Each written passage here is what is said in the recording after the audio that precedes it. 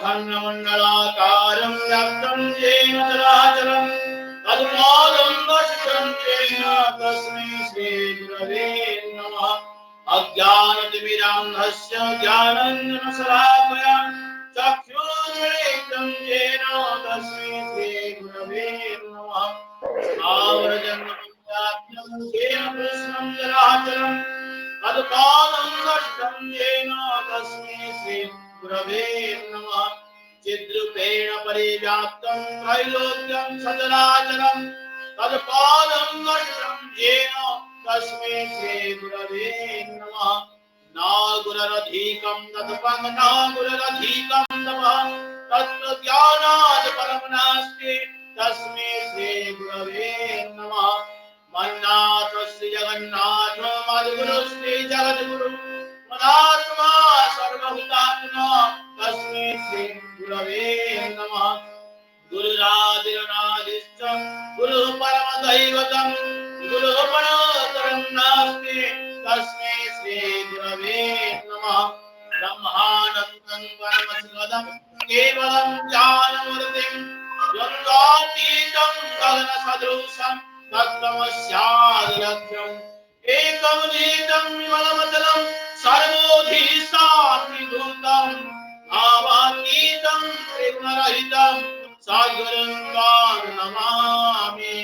सद्गुरुं त्वां नमामि सद्गुरुं त्वां नमामि।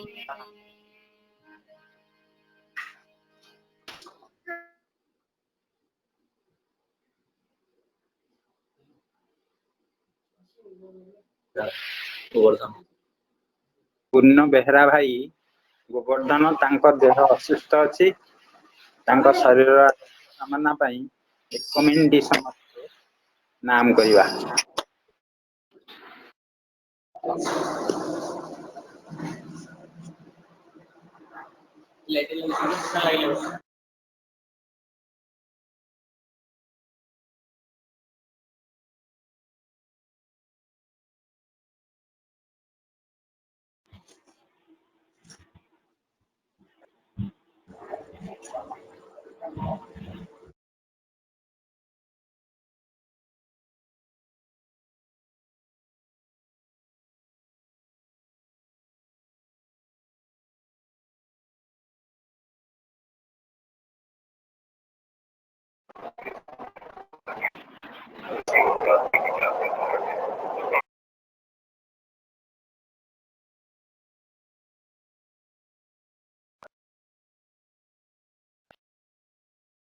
जय गुरु।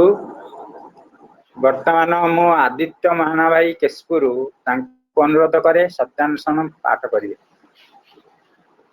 आदित्य महाना भाई केशपुर। सत्यानुसरण ग्रंथ पाठ भावर ही विश्वासर प्रतिष्ठा। जुक्ति तर्क विश्वास को आनी दे पारे नहीं। भाव जेते पतला विश्वास सेते पतला, निष्ठा सेते कम। विश्वास बुद्धिर गंठीर बाहरी। विश्वास अनुजाई बुद्धि हुए, बुद्धि ही नहीं अछि संशय अछि। विश्वास रे ही नहीं संशय नहीं। ओम स्वस्ति स्वस्ति स्वस्ति। वर्तमान श्रीधीराणी माँ पूरी ठाकुरबाड़ी एसपीआर श्री सरोजदांकर कन्या को मु अनुरोध करुच्ची भजन परिवेषण करिवे। सिद्धिराणी माँ रिद्धिराणी माँ। जय गुरु।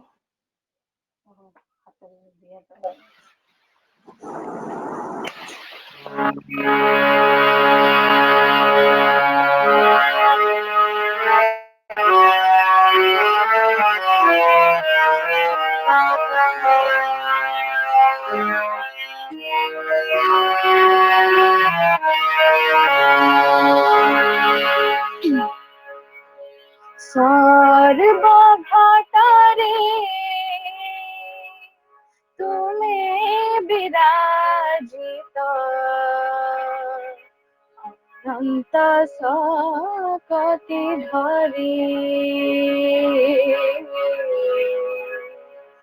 लीलामय तव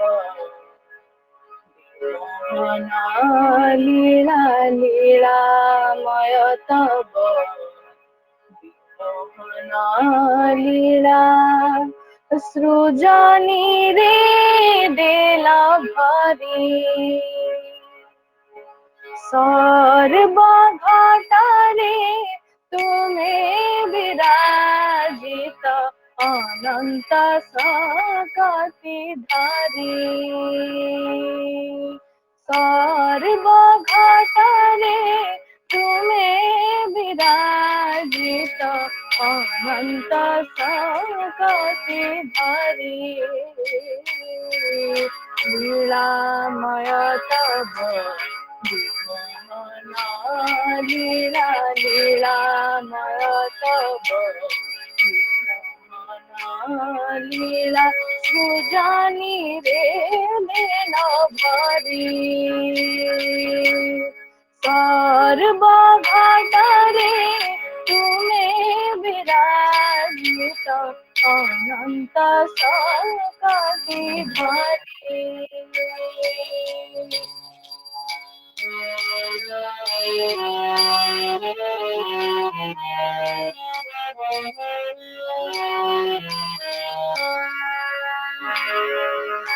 छंद परिछ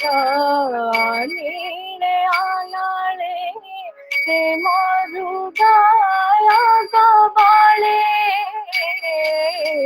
छंद परिछ नीले आनाळे प्रेम हृदय कबाळे पृथ्वी पथरे खोजी बोली काही पृथ्वी पथरे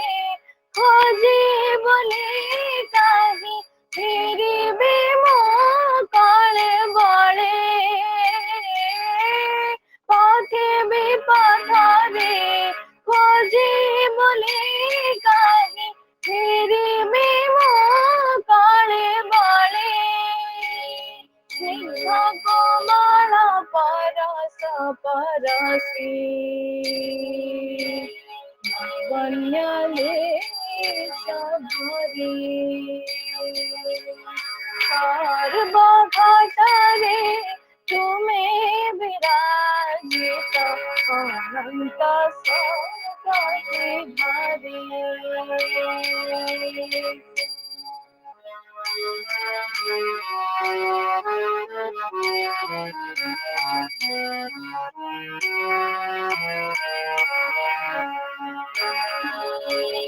भ्रांति काटी दिया प्रभु भाला गनारे भ्रांति मोहर काटी दिया प्रभु भाला गनारे छापी बिसाईती तुम्हारी मोराती छापी बिसाईती तुम्हारी मोराती तर तळे छापी बिसाईती तुम्हारी मोराती तर तळे कंपी पराण दिवसर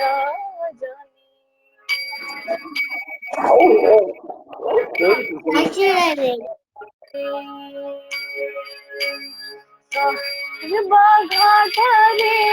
तुम्हें विराजित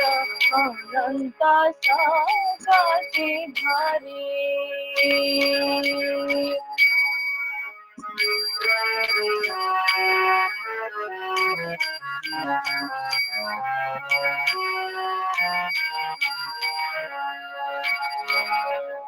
दीनानाथ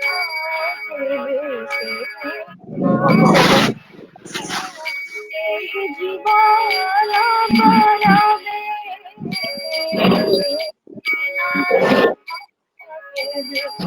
दीना शिवा परबे तुमको नहीं मैं नाचुथिबि सदा तुमको नहीं मैं नाचुथिबि सदा आपण छाए गरबे तुमको नहीं मैं नाचुथिबि सदा आपण छाए गरबे करी आपण चलिबि जीवने हे भव संसार भरे सर्व घटरे तुमे विराजित अनंत सपति भरे सर्व घटरे तुमे विराजित अनंत सपति भरे लीलामय तव लीला लीलामय तव लीला रुजानी रे बेला भरी सर्व घटरे तुमे विराजित अनंत सपति भरी अनंत सपति भरी अनंत सपति भरी। खूब सुंदर भजन परिवेशन कले आमर रिद्धिराणी माँ। परवर्ती भजन परिवेशन करिवे सत्यजित चिन्नारी भाई भुवन। सत्यजित चिन्नारी भाई भुवन परवर्ती भजन। जो सुभाष हाँ सुभाष आज्ञा। प्रभु तुमको ए आखि झुरुछि प्रभु तुमको ए आखि झुरुछि शयने सपने आउ जागरणे शयने सपने आउ जागरणे नीरवे लोतक ढाळुछि प्रभु तुमको ए आखि झुरुछि प्रभु तुमको ए आखि झुरुछि शयने सपने आउ जागरणे शयने सपने आउ जागरणे नीरवे लोतक ढाळुछि प्रभु तुमको ए आखि झुरुछि तुम्हारी परस कानन उद्धारे देखिछि आकाशे बतास सागरे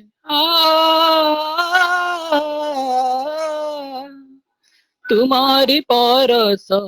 कानने उद्धारे देखिछि आकाशे बतास सागरे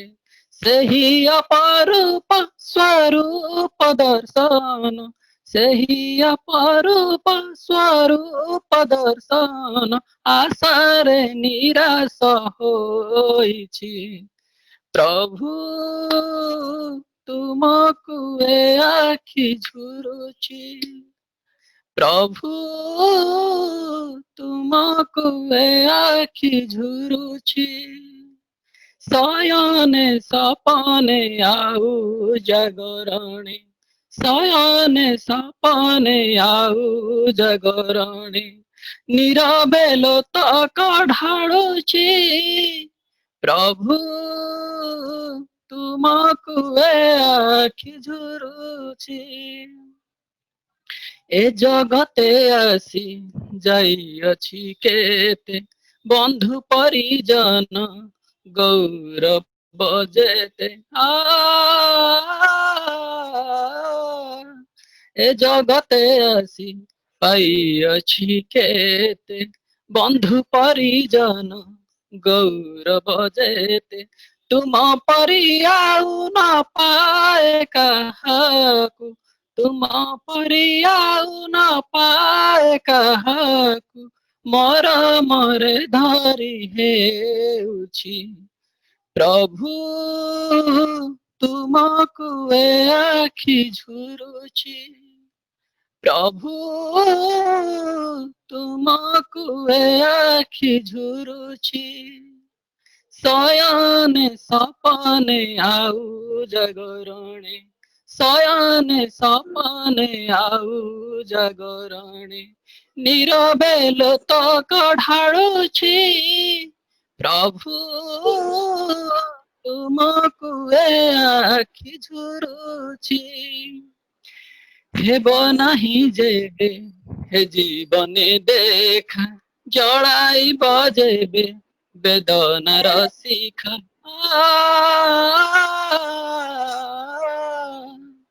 হেব নাহি যেবে এ জীবনে দেখা জড়াইব যেবে বেদনার শিখা ভুলি ଯିବି ନାହିଁ ତୁମକୁ ଯେ ପରି ଭୁଲି ଯିବି ନାହିଁ ତୁମକୁ ଯେ ପରି ଏତିକି କରୁଣା ମାଗୁଛି ପ୍ରଭୁ ତୁମକୁ ଏ ଆଖି ଝୁରୁଛି ପ୍ରଭୁ ତୁମକୁ ଏ ଆଖି ଝୁରୁଛି ଶୟନେ ଆଉ ଜାଗରଣେ ଶୟନେ ସପନେ ଆଉ ଜାଗରଣେ নীরবে লোতক ঢাড়ুছি প্রভু তুমকু এ আখি ঝুরুছি প্রভু ତୁମକୁ ଏ ଆଖି ଝୁରୁଛି ଜୟଗୁରୁ ଖୁବ୍ ସୁନ୍ଦର ହେଲା ଭଜନ। ବର୍ତ୍ତମାନ ପରବର୍ତ୍ତୀ ଭଜନ ପରିବେଷଣ କରିବେ ଭୁବନେଶ୍ୱରର ନୟନୀ ବେହେରା ମା। ବର୍ତ୍ତମାନ ନୟନୀ ବେହେରା ମାଙ୍କୁ ମୁଁ ଅନୁରୋଧ କରୁଛି ପରବର୍ତ୍ତୀ ଭଜନ ପରିବେଷଣ କରିବେ। ଟିକେ ଭିଡିଓଟା ଅନ୍ କରନ୍ତୁ। କି କି ସୁନ୍ଦର ଦରଦି ଠାକୁର ମୋର କି ସୁନ୍ଦର ଦରଦି ଠାକୁର ମୋର କି ସୁନ୍ଦର স্নেহ পেতে মমতার প্রেম ঘন করে কে সুন্দর দরদি ঠাকুর কে সুন্দর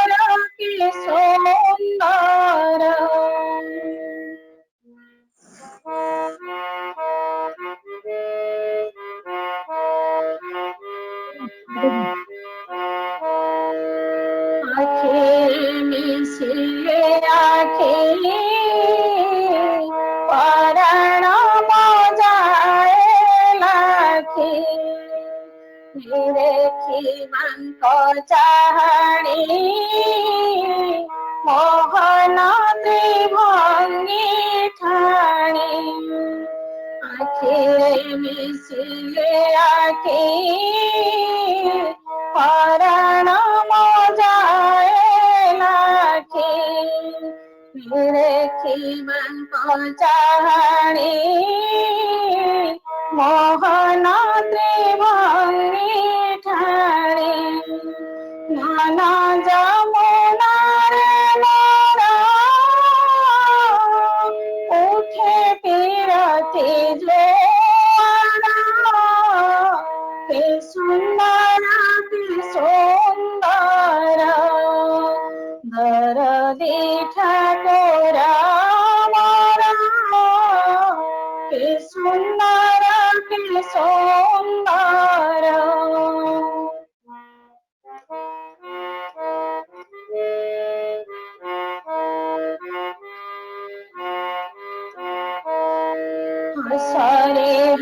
जगता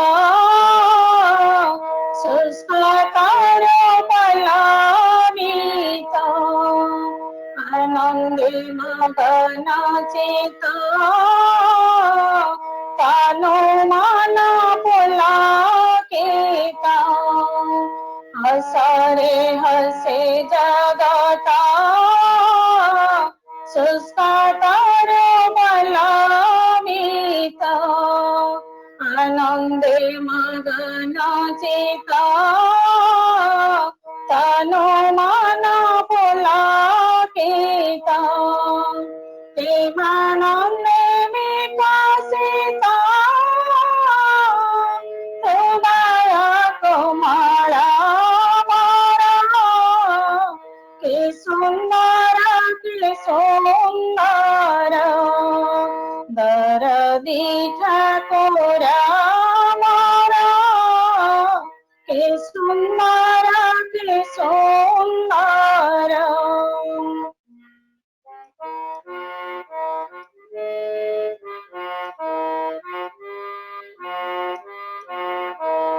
वचन केड़ी मधुरा केड़ी मधु कंठ स्वर जीवन बिना रे मोरा तोड़ाई मधु झंकार वचन केड़ी मधुरा केड़ी मधु कंठ स्वर जीवन बिना रे मोरा तोड़ाई मधु झंकार मरण चकरी मोरा चोरी चोरी मारा मारा के सुंदर दरदी ठाकुर मोरा के सुंदर स्नेह प्रीति मानंदरा प्रेम घन करे मारा के सुंदर दरदी ठाकुर मोरा के सुंदर के सुंदर के सुंदर के सुंदर के सुंदर के सुंदर जय जय गुरु। खूब सुंदर। वर्तमान परवर्ती भजन परिवेषण करे आमर ब्रह्मपुर श्री काली प्रसाद महापात्र भाई कर्मी मन रखी बेदी छाड़ी भजन परिवेषण करे।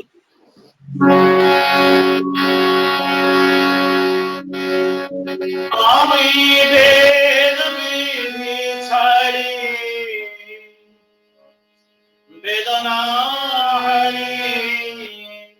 हरि नाम सदा गाए आए हो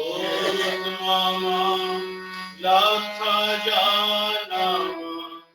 काहे को लख नाही रे वेद विचारी वेदना हरि हरि नाम सदा आनि वेद विचारी वेदना हरि हरि नाम सदा अम लख जनम लख जनम आए को लख नाही रे वेद विचारी वेदना हरि हरि नाम सदा गाए आमे वेद विचारी वेदना हरि हरि नाम सदा गाए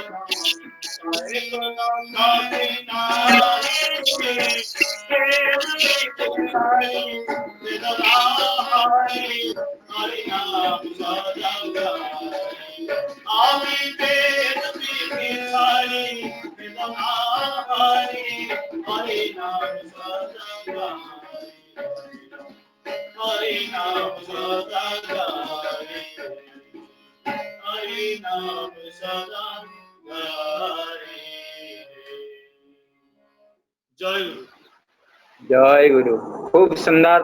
भजन प्रदर्शन कले आमर महापात्र भाई,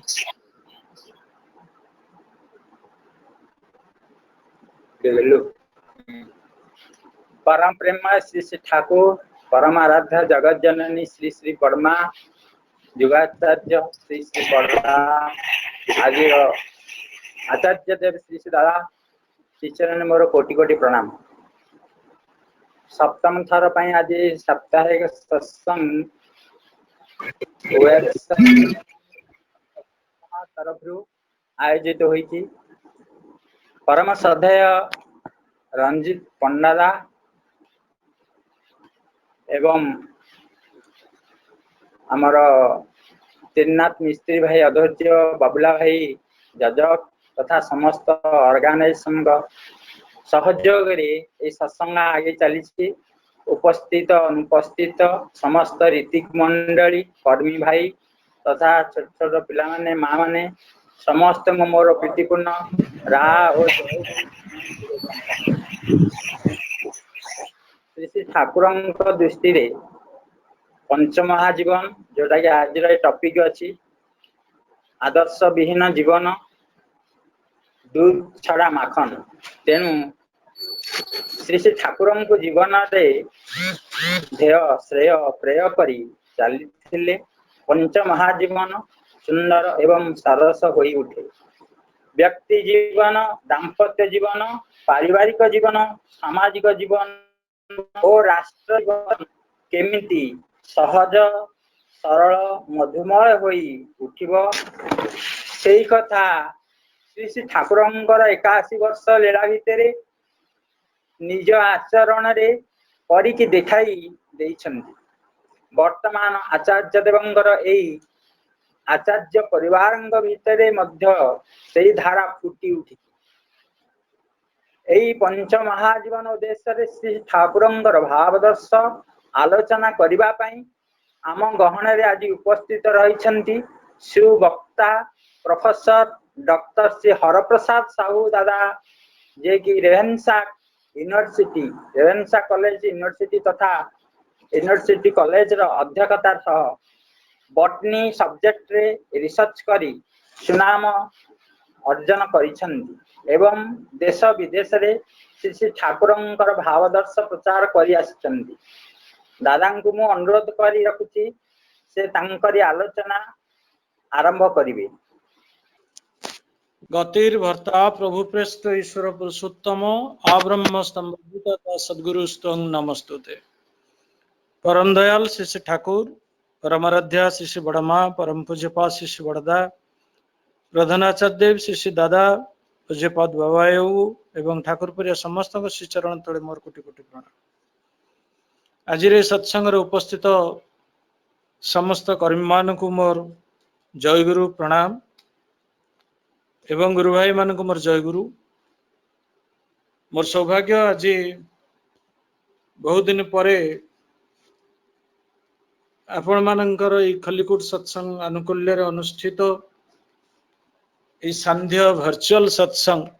जहाँ को कहते ऑनलाइन सत्संग से योगदान करि पारिछि एवं आपण मानकर आशीर्वाद अधिकारी हो पारिछि। परम पिता पाखरे प्रार्थना समस्ते सर्वकुशल थांतु। ये घड़ी संधि मुहूर्त जितेबले कि समग्र पृथ्वी आज कोरोना द्वारा आतंकित सही समय आसंतु प्रार्थना करवा प्रभु को श्रीचरण तले। सर्वे भवन्तु सुखिनः, सर्वे सन्तु निरामया, सर्वे भद्राणि पश्यन्तु माँ कस्सी दुख वाग भवे। तेणु कहवा आगु कहवाक चाहे जुग जुग धरी कहाई आसी ये सत्संग द्वारा ही केवल मंगल को आमंत्रण करा जाई पारे। मंगलर एकमात्र उत्स होची सत्संग। यदि आमे मंगल चाहूँ तेबे सत्संग करने को पड़िबो, सत्संग रे शामिल हवा को पड़िबो। कह जायछि सहज भाव रे आपण जानिछन्ति मुद मंगलमय शांत समाजु जो जग जंगम तीर्थ राजु। ये सत्संग एते मंगलमय जे ताकु तीर्थराज सहित तुलना करा जायछि। तेणु मंगलमय सत्संग जोठी संत सद्गुरु श्री श्री ठाकुर अनुकूल चंद्र को केंद्र करी आज ये गोटे महातीर्थ रे रूपांतरित होइछि। ये महातीर्थ को मुझे आउ थे पुणी आपण मानक आमंत्रण जनाए आपण समस्ते परम पिता परम दयाल श्री ठाकुरंकर पवित्र यही सत्संग अवगाहन करी धन्य हंतु नंदित हंतु कृत कृतार्थ हंतु।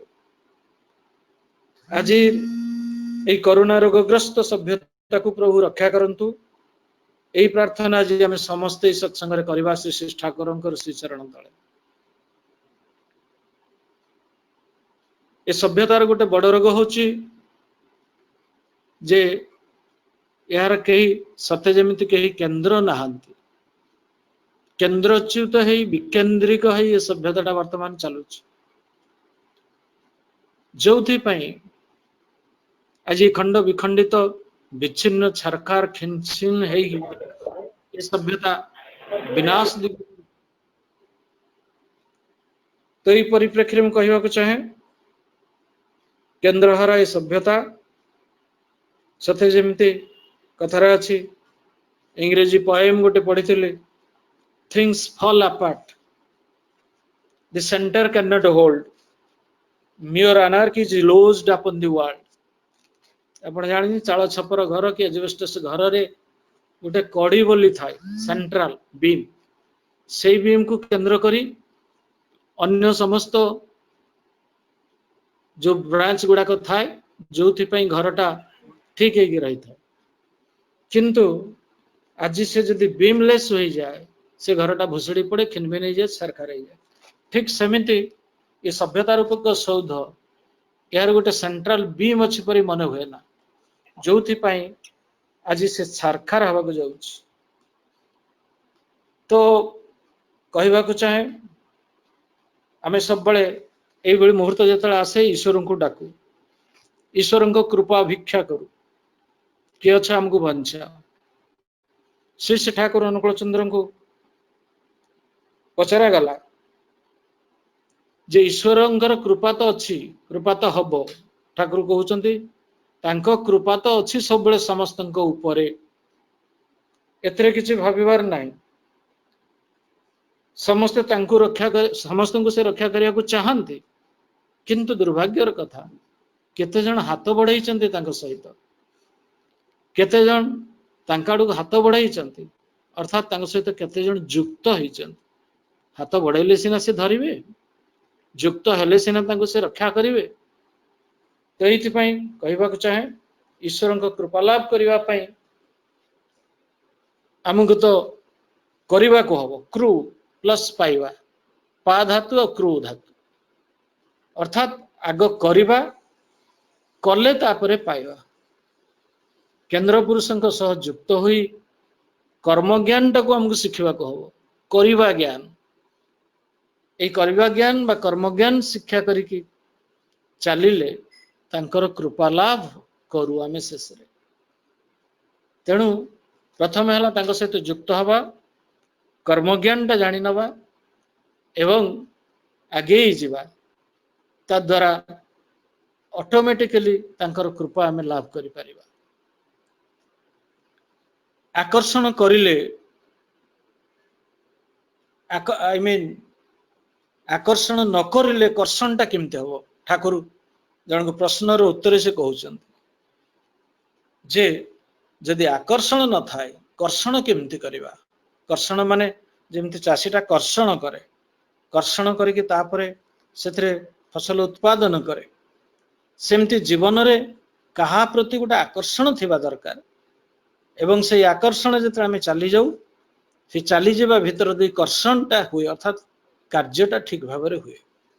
जदि बलद टाणे गोटे बिलरे चाषी चाष हल करुच्ची जदि बलद टाणे तेबे तो कर्षण हम बलदटा जदि न टाणिला कर्षण केमता हम। ठीक सेमिति जीवन जदि कहीं आकर्षण केन्द्र अच्छी से केन्द्र पुरुष जदि आम हाथ धरी टाणती जो रास्ता देकी नहीं कि जीवे जो भाई भाव में देखेबे से भाया आम चालू से कर्म ठीक भाव में करूँ। तेणु श्री श्री ठाकुर एठारे कहते थरे थरे तांकर निजर माँ तांको कर्ता माँ बोली कहती एई कर्ता माँ जगन्नाथकर मूर्ति देखई तांको कहती ए होची भगवान भगवान हमको खूब भल पाती से ठाकुर कहते मोर मन होता भगवान आमको भल पाती से आमर बहादुरीटा बा कौन किंतु नहीं किछि नहीं से तो आमको भल पाइबे ही किछि भी नथिले से चिरकाल भल पाते किंतु आमे माने जेते टिके भल पाऊ जेते टिके तांकु भल पाऊ सेते टिके आमर लाभ हुए एई भली आपण जानछन्ते गोटे अवस्था भितरे रामकृष्ण ठाकुरंकर परम भक्त एवं तांकर जीवनी ग्रंथ जी रचना करथिले निजे 1955 मसीह से मनीष अचिंत्य सेनगुप्त जांक ना से कथबार्ता प्रसंग श्री ठाकुर को अनेक प्रश्न करथिले आई जो ऊपर लिखित जो कथाटी मु आपन कहली सही कथाटी से पचारि थिले परम पुरुष श्री श्री रामकृष्ण जीवनी लेखि से आज भी समस्त द्वारा आदृत तो सी जो आसती प्रथम आश्रम को ठाकुर को दर्शन करने ठाकुर उठी पड़ी की संबर्धना जनइले डाकिले पाखक आसतु बसंतु सी आउ तांको स्त्री को चेयर बंदोबस्त बसवाई करते अचिंत्य बाबू तांको सहधर्मिणी चेयर बसी पड़े श्री श्री ठाकुर आड़ को अने अत्यंत विनम्र चित्ते से श्री श्री ठाकुर बसी ना किंतु सी ये अचिंत्य सेनगुप्त तथा तांको स्त्री आड़ को अनेकी अत्यंत विनम्र हृदय तांको कहउचंती जे आमे एबार बसी मु बसी पारे के थर ठाकुर निजे कहउचंती किंतु तांको डाकी आनी आह्वान करिकी आग बसई सारले तेज हो अचिंत्य अत्यंत विवश होइकी ठाकुर आड़ को चाह बसते तो से कहले भगवान अहेतुक भल पाइबा ये अहेतुक भल पाइबा विनिमय रे आमर भल पाइबाटी अहेतुक हेबा उचित ये प्रश्न आलोचना चली अचिंत्य मझे से कहते जे भगवान तो अहेतुक भाव आमको भल पाते किंतु आमे भी मध्य तांको अहेतुक भाव भल पाइबा उचित गोटे पॉजिटिव कथा जिते कहले श्री ठाकुर से खुशी कहले वाह यही कथा तो या तो दरकार केते सुंदर कथा ये तेणु कहवा चाहे आज जुगरे मनीष को वर्तमान चिंतन करने को हम जे आमे से केंद्र पुरुषंकर आउ थरे हाथ धरी चलवा श्री श्री ठाकुर गुरु ग्रहण उपरे विशेष जोर बा विशेष आलोचना करिसंती एवं विभिन्न मनीष आछंती तांको विभिन्न प्रकार प्रश्न पचारिचंती थरे ठाकुर कहउचंती मनीष जे पर्यंत निजर कम्प्लेक्स द्वारा ऑब्सेस्ड था आपण बुझी पारथे कम्प्लेक्स माने प्रवृत्ति काम क्रोध लोभ मोह मद मात्सर्य ठाकुर कहउचन जे पर्यंत से काम क्रोध लोभ मोह मद मात्सर्य रूपक प्रवृत्ति द्वारा ऑब्सेस्ड हेकी थाए से पर्यंत से गोटाए गध जेमती बोट द्वारा बोट माने नौका द्वारा टणा है कि जाए यही गपटा कही अचिंत्य सेनगुप्त पाखे तेन ठाकुर कहते जे पर्यंत मनीष कम्प्लेक्स ओरिएंटेड जीवन यापन करुथिबो सेतेले पर्यंत तांकु एई गध बोटर संपर्क जहा सही संपर्क नहीं चलवा को हबो नचेत से बची पारिबो ना गध चली पारे ना गोटे steam engine steam launch steam engine ले जो लॉन्च चले पानी रे ता पछरे गधटा को बांधी जाय थाए लॉन्च स्टार्ट ही चलले गधटा ऑटोमेटिकली ता साथरे चलले ता चलिबो आरंभ हुए पानी भीतर तेणु बोट द्वारा गध टणा है कि जाए से स्टीम लॉन्च साथरे बंधा हेबा दरकार ठीक सेमिति का आज्ञा मनीष आज एभली गध पलटि जाइए ताको दरकार है गोटे स्टीम इंजिन तो बांधी हुई कि जदि बांधी ही जानता से भाया गोटे इंजिन साथरे तार ऑब्सेशन ड्यू टू कम्प्लेक्स सेटा कटि जानता सेतेबेले से तार गति संगे गतियुक्त हो चली पारंता आउ ठाकुर कहते से अचिंत सेनगुप्त महोदय को आचार्य ही से स्टीम इंजिन बा से स्टीम लॉन्च तो आचार्य जे करिकी सिद्ध होइचंती जानिकी आचरण द्वारा से सिद्ध तो सही महापुरुषों सहित संयुक्त है जीवन परम आचार्य जी तांको सहित संयुक्त है अर्थात से इंजिन सहित बांधी है हमको रहिबाको हबो कारण आमे आम कॉम्प्लेक्स द्वारा एमती ऑब्सेस्ड है निथर हो जाइछु सते जेमती पाद आगेइबो नाही एई भली अवस्था को आज पृथ्वी पळै आछि आम जीवनटा एते टेक्निकल हो जाइछि आपण कहि परंते साइंस और टेक्नोलॉजी हमको एते दूर आगे नहीं किंतु आम असल जो गंतव्य से गंतव्य रे पहुंचवा पाई जो चलनी दरकार ताकू दूरेई देइछु 1953 मसीहार कथा थरे कहबाक चाहे निवृत्त निकेतन रे ठाकुर बसथंती बारंडारे चौकी पड़िकी ता उपरे तांकर बिछଣା पड़ची ता उपरे से बसथंती एही समय रे बिहार रो सेतेबेलर मुख्यमंत्री आपण सुनिथिबे तांकर नाम विनोदानंद झा विनोदानंद झा खाली बिहार मुख्यमंत्री रूपे परिचित नुह से सर्व भारत स्तर रे जड़े नेता जननेता समस्त तांको जानिथिले सेतेबेले से आसी पहुंचते ठाकुर को अनेक समय से आसते प्रायतः वेरी फ्रिक्वेंटली से आसते ठाकुर को दर्शन करने पाए से आसते से दिन से ठाकुर पाखु ऊपर बेला ठाकुर को दर्शन करेंगे ठाकुर को सभक्ति प्रणाम जणे आसन ग्रहण कले एवं अनेक कथबार्ता आलोचना प्रसंग सी भी कहले गोटे कथा जो वर्तमान राज्य गुड़िकर सीमा पुनर्विन्यास होची सीमा कमिशन गोटे बसी सबु अंचल लोक तांकर गोटे गोटे सेपरेट राज्य क्लेम करुचंती नाना स्थान नाना लोक पृथक पृथक राज्य दाबी करुचंती श्री ठाकुर तार उत्तर रे एआई कहिथिले एई खणी ठाकुर कहउचंती एई खणी सबु भागाभागी अर्थात भागबंटन हबार गोटे समय आसी अछि या द्वारा देखंतु ए देशर संगति नष्ट हबो आ पराधीन हबार आगुरु जेपरि अवस्था थिला भारत वर्ष रे ये संगति नष्ट हले आउ थरे भारत सेही बडी अवस्था को चाली जीवो दशम में ठाकुर कहले आमे जा करूना काहे कि हेलो हेलो सुनुचंती हेलो हाँ मत कहे कहीं कथबार्ता तो भाव जाऊ ठाकुर कहते आम जा करूना कहीं प्रथमे आमको देखा हम जेपरी सत्ता संरक्षण हुए ये सत्ता को जमी आम संरक्षित रखी पारू निरापद से भली कर्म आम मान करने हुए तापर ताकू सत्ता पोषणी संरक्षण हो सारे सत्ता पोषणी सत्ता पूरणी यही कर्म आमको आडप्ट करने को हम जद्वारा आम सत्ता वेल संरक्षित होकर रहइबो एवं यही मानदंड ये हूँ प्रत्येक मनुष्यर जीवन मानदंड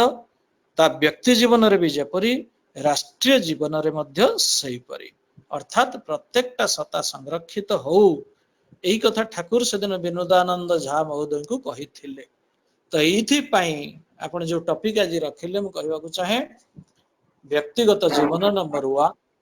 तार सत्ता जदि संरक्षित हुए नंबर 2 रे आसीगला संप्रसारित व्यक्ति संप्रसारित हो द्वितीय स्तर को आसी जाए सेटा हूँ दाम्पत्य जीवन स्वामी और स्त्री तांकर सत्ता संरक्षित हो जाए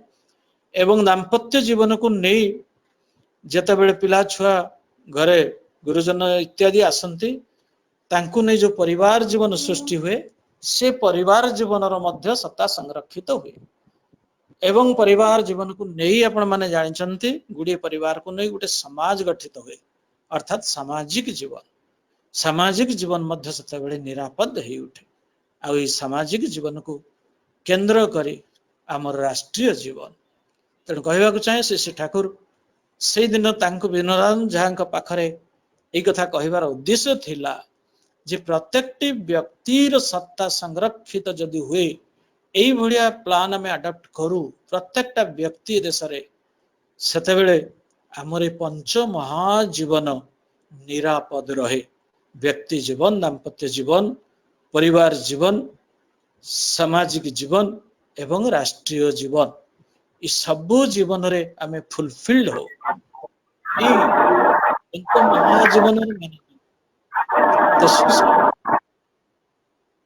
हेलो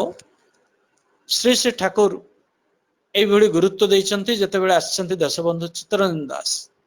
ଏବଂ ଦେଶବନ୍ଧୁ ଚିତ୍ତରଞ୍ଜନ ଦାସଙ୍କ ନିମନ୍ତ୍ରଣ ପାଇଁ ଯେତେବେଳେ ଆସିଲେ ପରବର୍ତ୍ତୀ ଅବସ୍ଥାରେ ମହାତ୍ମାଜୀ ଶ୍ରୀ ଶ୍ରୀ ଠାକୁର ଏହି ଅପିଲ ରଖିଛନ୍ତି ଯେ ଆଗ ଭଲ ମଣିଷ ସମାଜରେ ସୃଷ୍ଟି କରାଯାଉ ଗୁଡ ମ୍ୟାନ ଅଫ ଗୁଡ କ୍ୱାଲିଟି ଏଇଟା ଠାକୁର ଚାହିଁଥିଲେ ଯଦି ସମାଜରେ ବେଶୀ ଭଲ ମଣିଷ ଅର୍ଥାତ୍ ବ୍ୟକ୍ତିଗତ ଭାବରେ এইଭଳି ଭଲ ମଣିଷ ସଂଖ୍ୟା ବଢିଯାଏ ଅର୍ଥାତ୍ ବ୍ୟକ୍ତିଗତ ଜୀବନକୁ ଆମେ ଯଦି ଟ୍ରାନ୍ସଫର୍ମଡ କରିଦଉ ରୂପାନ୍ତରିତ କରିଦଉ ଭଲ ଗୁଣ ତା ଭିତରେ ଇଣ୍ଡ୍ୟୁସ କରିକି ବା ଇଣ୍ଡକ୍ସନ ଅଫ ଗୁଡ କ୍ୱାଲିଟି এইଭଳି ଗୋଟେ ପ୍ରପୋର୍ସନେଟ ମଣିଷ ଯଦି ଆସିଯାଆନ୍ତି ତେବେ ଦାମ୍ପତ୍ୟ ପରିବାର ସମାଜ ରାଷ୍ଟ୍ରୀୟ ଜୀବନ ସୁନ୍ଦର ହେଇ ଉଠିବ ସେଥିପାଇଁ ଶ୍ରୀ ଶ୍ରୀ ଠାକୁର ଚାହିଁଥିଲେ ମ୍ୟାରେଜ ରିଫର୍ମେସନ कंपैटिबल यूनियन भीतर दे ही जेनेटिक कंपैटिबल जोटा कहूँ जेनेटिकली कंपैटिबल यूनियन भीतर दे स्वामी और स्त्री भीतर सुसंतान सृष्टि हुए जो संतान माने पेरेंट सेंट्रिक होती पितृमातृ केंद्रिक होती जो पितृमातृ केंद्रिकता विहीन आज ये मनीष खाली निज परिवार जीवन को नष्ट करी नहीं बरं सामाजिक एवं राष्ट्रीय जीवन को ध्वंस करछि विनाश करछि साबाड़ कर देछि तो जो मनुष्य शिशु को आम जन्म दउछु सी जदि कमिटेड न हला टू हिज पेरेंट्स जन्मदाता पिता एवं जन्मदात्री माँ एई मान को जदि कमिटेड न हला कि परिवार भितर गुरु गुरुजन समस्त प्रति कमिटेड न हला सेवा प्राणता तार सृष्टि न हला पोषण बुद्धि सृष्टि न हला तेबे सी काहे की कमिटेड हबो समाज पई राष्ट्र पई बाई सभ्यता पाई श्री श्री ठाकुर से असल कथाटी कहिसंते जे my mission is to make man of character अर्थात मोर सत्संग होची चरित्र तैयारी रो संस्था संघ तेणु यार नाम आम कहि पारू कैरेक्टर मेकिंग मिशन बा वर्तमान ता परवर्ती अवस्था आम जहाँ कहूँ बर्तमान ये कैरेक्टर मेकिंग मिशन टा गोटे मूवमेंट बा आंदोलन विप्लव परिणत हो गलानी तेणु कह जाए सत्संग इज ए मूवमेंट भितर विप्लव भितर गोटे कथा जे प्रत्येक मनीष मन भितर यही प्रकार गोटे रिवोल्यूशन आम सृष्टि करवा जो रिवोल्यूशन द्वारा से पेरेंट सेंट्रिक हम बुझा चेष्टा कर मोर किसी कर्तव्य अच्छी बापा माँ प्रति परिवार परिजन प्रति समाज प्रति राष्ट्र प्रति यही करण यही प्रकार कार्य करिवार गोटे बुद्धि ता भितर सृष्टि करने को हम तेणु श्री श्री ठाकुर चाहिए grow more able man than growing crops भल अमलक्षम फसल आमदानी अपेक्षा वर्तमान आवश्यक है भल गुणयुक्त मनीष एवं तार उपाय मध्य ठाकुर बतई जाते तो प्रथम यही भल उपयुक्त मनीष तैयारी करने को हेले आम समस्त व्यक्ति विवाह पूर्व प्रत्येक मनीष व्यक्ति चरित्र सुधारिबा दरकार ये व्यक्ति चरित्र को तैयारी करबा पई ठाकुर जहाँ कहले जने गुरु दरकार आचार्य दरकार आदर्श दरकार टिके आगु आपन को जो आचार्य कथा कहउतली से आचार्य ही सबु माने लाइक ए स्टीम इंजिन बा स्टीम लॉन्च तांको धरिकी जदि आम चालू से गोटे लॉन्च भलिया हमको आमर गंतव्य स्थल नहीं पहुंचे देवे जीवन मार्ग निर्धारण कर हमको पहुंचे यथास्थान तेणु ता भीतर दे गोटे कथा कहवाक चाहे कहीं गुरु को ग्रहण करवा गुरु होचंती the evolved and materialised form of the supreme being जो सुप्रीम बीइंग बोली आमे कहू ईश्वर सत्ता बोली जहाँ को आमे कहू भगवान बोली जहाँ को कहू सर्वशक्तिमान बोली जहाँ को कहू जे ये सब किसी सृष्टि करचंती से कर्ता तांकरी ही मटेरियलाइज्ड स्वरूप तांको सुप्रीम बीइंग बीइंग सहित आमको युक्त हवा हम कारण आमे जीवंत से जीवंत अन्य माने जते जीव जगत जहाँ भी सब अच्छा मनीष तथा इतर जंतु माने मध्य ये समस्ते से सुप्रीम बीइंग रो part we are part and person of that life force supreme being ठू आरंभ करी आम पर्यंत जो जीवन स्रोत बही आसी स्रोतर गोटे अंश ताने आमको बुझा हम जे जो सजीव जगत सजीव जगत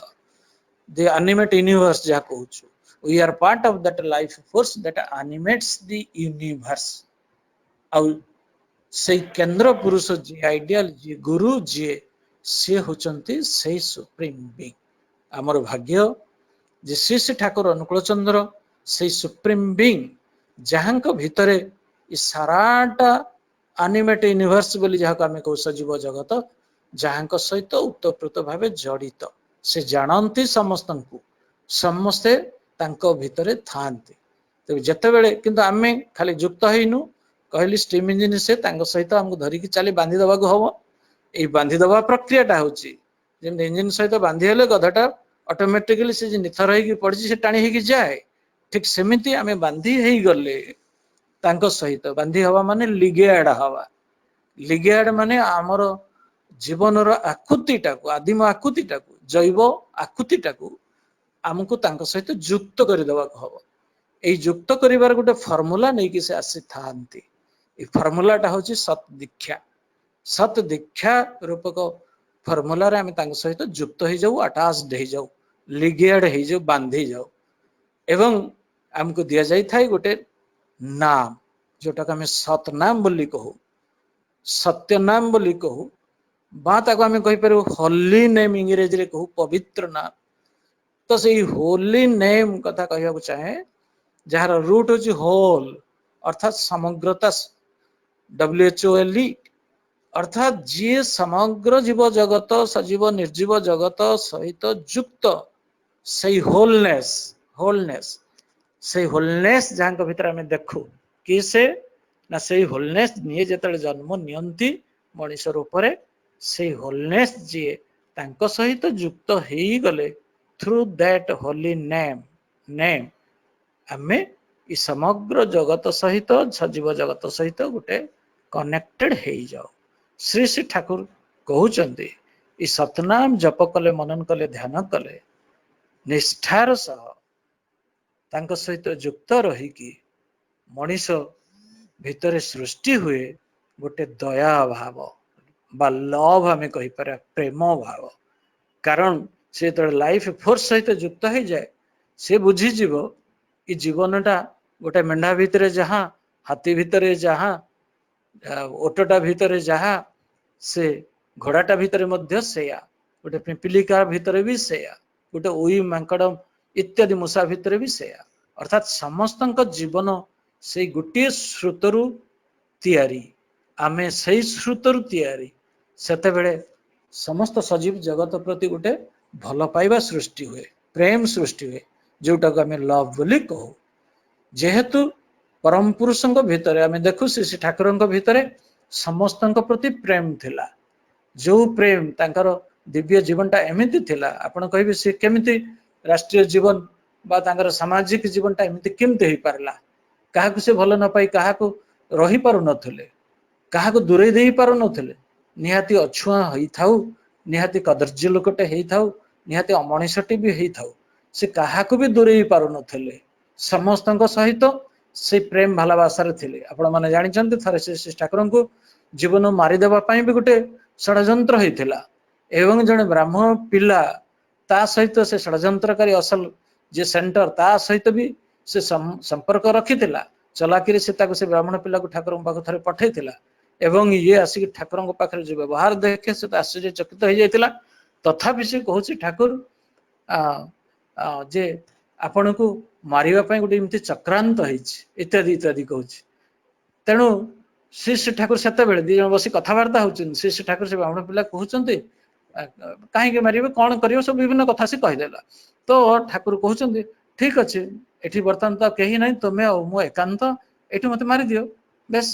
ଆଉ ଯେମିତି ଦେଖ କେହି ଯେମିତି ଟେର ପାଇବେନି ତମେ ମାରୁଛ ବୋଲି ତମେ ପୁଣି ଧରା ପଡିଗଲ ଅସୁବିଧାରେ ପଡିଯିବ। ଏଇ ଯୋଉ କଥା ଦି ପଦ ଠାକୁର ଅତ୍ୟନ୍ତ ଅମାୟିକ ଭାବରେ କହୁଛନ୍ତି ଏତେ ସହଜ ସରଳ ଭାବରେ କହୁଛନ୍ତି ସତେ ଯେମିତି ମୃତ୍ୟୁକୁ ଟିକେ ବି ତ ଭୟ ନାହିଁ ଏବଂ ମୃତ୍ୟୁ ଦଣ୍ଡ ବା ମୃତ୍ୟୁ ତାଙ୍କୁ ଯଦି ଆସେ ସେ ତାକୁ ସାଦରେ ଗ୍ରହଣ କରୁଛନ୍ତି ବାର ବାର ସେ ବ୍ରାହ୍ମଣ ପିଲା କହୁଛନ୍ତି ମାରିଦେ ମତେ ମାରିଦେ ଭଲ ହବ କିଛି ଅସୁବିଧା ନାହିଁ हाँ, तो ଏଇଥିରୁ ଆପଣ ଅନୁମାନ କରନ୍ତୁ ସେ ଏଭଳି ମଣିଷକୁ ବି ଦୂରେଇ ପାରୁନଥିଲେ, ତାକୁ ସେଇ ପ୍ରେମ ତାହାରି ଭିତର ଦେଇ ସେ ପିଲାଟି ଏମିତି ଉଦ୍ବୁଦ୍ଧ ହେଇଯାଇଛି, ସେ ମାରିବ କଣ, ତା ଜୀବନର ବିରାଟ ପରିବର୍ତ୍ତନ ହତ ଆସିଛି। ତେଣୁ ଏଇଭଳି ମୁଁ କହିବାକୁ ଚାହେଁ, ଠାକୁର ଛେପ ପକେଇବା ପାଇଁ ଆଜି ଯେତେବେଳେ କୁହାଯାଉଛି ଛେପ ପକାଅ ନାହିଁ ଫାଇନ ପଡିବ,